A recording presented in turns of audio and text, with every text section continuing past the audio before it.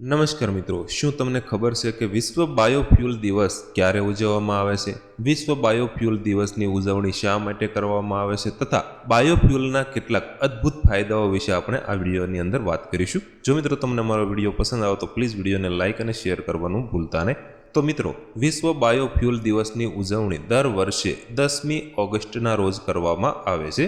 વિશ્વ બાયોફ્યુલ દિવસ ઉજવવાનો મુખ્ય ઉદ્દેશ પરંપરાગત ઉપયોગમાં લેવાતા ઈંધણની માંગને પૂરી કરવા તથા તેના સક્ષમ વિકલ્પ તરીકે બાયોફ્યુલના ઉપયોગ અને ઉત્પાદનને પ્રોત્સાહન આપવાનો છે. મિત્રો, શું તમે જાણો છો કે ડીઝલ એન્જિનના શોધક રુડોલ્ફ ડીઝલે શરૂઆતમાં એન્જિનને વનસ્પતિ તેલ પર ચલાવવા માટે ડિઝાઇન કર્યું હતું? બીજા વિશ્વયુદ્ધ દરમિયાન જ્યારે પેટ્રોલિયમ પુરવઠાની અછત હતી ત્યારે જૈવ ઈંધણ એટલે કે બાયોફ્યુલે લશ્કરી વાહનોને શક્તિ આપવામાં નિર્ણાયક ભૂમિકા ભજવી હતી. મિત્રો, બાયોફ્યુલના વિવિધ 3 પ્રકાર છે. એક બાયો ઇથેનોલ, બીજું બાયોડીઝલ અને ત્રીજો બાયોગેસ.